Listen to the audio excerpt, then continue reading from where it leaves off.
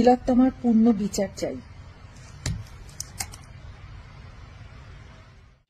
শোনো বৃষ্টি, আমি এই শাঁখটাকে নিয়ে মুখে বাজানোর অ্যাক্টিং করবো। আসলে কিন্তু আমি বাজাবো না, বাজাবে তুমি। হ্যাঁ, পাবলিক যাতে জানে যে আমি শাঁখটা বাজাচ্ছি। হ্যাঁ, তুমি কিন্তু পিছন দিকটা শাঁখটা বাজাবে, যাতে কেউ না বুঝতে পারে। যখন আমি শাঁখটা মুখে নেব তখনই কিন্তু তুমি বাজাবে, ঠিক আছে? নাও। দাঁড়াও দাঁড়াও, আমি তো শুরু করে নিই। দাঁড়াও, আমি শুরু করে নিই।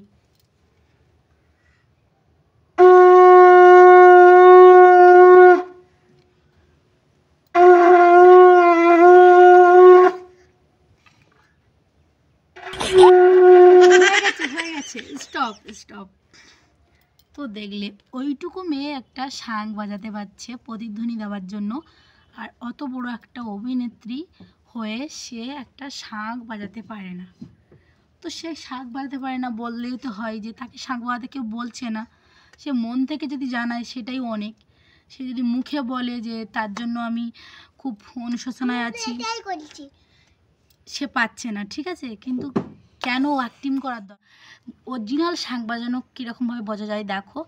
এই আমি শাঁখটা নিয়েছি, আর ওনার ঘরে তো শাঁখটা এইটুকু একটা শাঁখ, একটা বড় শাঁখ পর্যন্ত নেই তার ঘরে।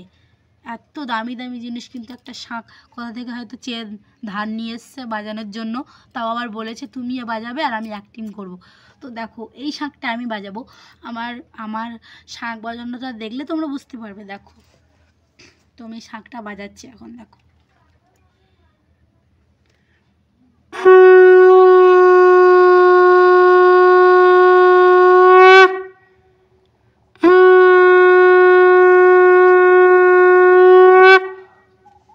কেমন শাঁখটা বাজিয়েছি? আমার মুখের আকৃতি যেটা দেখতে পেয়েছো, অবশ্যই বুঝে গেছো যে শাঁখটা বাজালে ঠিক বোঝা যায়। তো এরকমভাবেই শাঁখটা বাজাই। তোমরা অ্যাক্টিং করতে করতে সব জায়গায় অ্যাক্টিং, মানে যেখানে সেখানে একদম অ্যাক্টিং করলে সাজে না, ঠিক আছে? আর এইটা করার পরে নিজের ভিডিওটাকে নিজের ফাইল থেকে ডিলিট। গাইস, তোমরা কি দেখলে? এটা শাঁখ বাজালো না জল খাচ্ছিল বলো তো, না চুপ ছিল? সব জায়গায় দুনিয়াটা অ্যাক্টিং বানিয়ে ফেলেছো, তাই না? অ্যাক্টিং করা বোঝা যায় যে উনি বাবু শাঁখ বাজাচ্ছেন, অভিনয় করছেন, পিছন দিক থেকে হয়তো বাজাচ্ছে বা কোনো সাউন্ড অ্যাড করে দিয়েছে, দিয়ে বলছে শাঁখ বাজাচ্ছে, দিয়ে তার পূর্ণ বিচার চাচ্ছে। এটা কখনোই নয়। উনি অভিনয় করেছেন, এটা সবাই বুঝে গেছে। তার জন্য তিনি সবার কাছে ঘৃণার পাত্র হয়ে গেছে। একটা বড় একটা ঘটনা ঘটেছে আর সেটাকে নিয়ে অভিনয় করছে। দেখলে তো, আমি দেখিয়ে দিলাম শাঁখ বাজানো কাকে বলে। এটাইকে শাঁখ বাজানো বলে, ঠিক আছে? এখন মনে হচ্ছে যে আমি বাড়িতে ঠিক করে পৌঁছবো, তো আমি কাঁদবো, আমার আওয়াজ বাইরে অব্দি পৌঁছবে না। কেন হবে বলুন তো? আমরা সবাই আপনাদের সাথে আছি। আপনারা ভাববেন না যে আমরা শিল্পী, আমরা রাজনীতির মানুষ, তাই জন্য আমরা আপনাদের মন আপনাদের জন্য ভাবে না, আপনার জন্য কাঁদে না।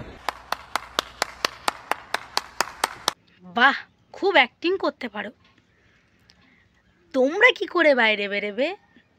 আমরা কি করে বাইরে বেরোবো? আমাদের মতো নিম্নস্তরের লোক কীভাবে বাইরে বেরোবে? কিভাবে? তোমাদের টাকা আছে, মার্সিডিজ গাড়ি আছে তোমাদের পেছনে, তারপরে তোমাদের এমপি এমএলএর হাতের সঙ্গে হাত আছে, তোমাদের প্রচুর সিকিউরিটি গার্ড আছে, তোমরা ঠিক বেঁচে যাবে। কিন্তু আমাদের মতো ঘরের মেয়ে মা বোনরাই মরে যাবে। সেটা তোমরা দেখবে আর এরকমভাবে সিম্পাথি করে ভিডিও বানাবে, ঠিক আছে? আর সেটা আমরা বলতে গেলে আমরা খুবই খারাপ, তাই না? খুব খারাপ। খুব ভালো অ্যাক্টিং করতে পারো। পুরো সমাজটাকে তোমরা অ্যাক্টিং বানিয়ে দিলে। পুরো তোমরা নাটক অভিনয় যাত্রা করো বলে তোমরা ভিডিও মানে তোমরা নাটক বা বই বানাও, ভিডিও বানাও, সব জায়গা পুরো পৃথিবীটাকে বই বানাতে শুরু করেছো। এরকমভাবে কান্না কেউ করে? মেকআপ করে, কাজল পরে, লিপস্টিক পরে কে কান্না করে?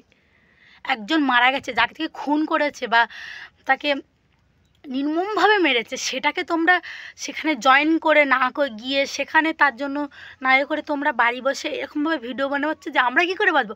তোমাদের নিয়ে চিন্তা করতে হবে না, আমরাই মরে যাব, আমরা কী করে বাঁচবো সেটা তোমাদের দেখার জন্য বড় বড় এমএলএ আসে।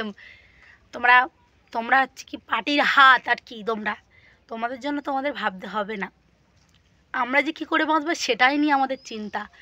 সারা রাত ধরে সবাই তার শান্তি কামনা করছে, যেখানে সব সেখানে মিছিলে সবাইকে ডাক দিচ্ছে, নারীরা সব শক্তি একতা হও, সবাই একতা হও, যাতে দ্বিতীয়বার কোনো মা বোনদের প্রাণ না হারায়, কোনো মা বোন এইভাবে নিরীহভাবে নির্যাতনভাবে না মরে, কোনো পশুরা যেন এভাবে খাবলে না খেতে পারে, তার জন্য সবাই আন্দোলন শুরু করেছে।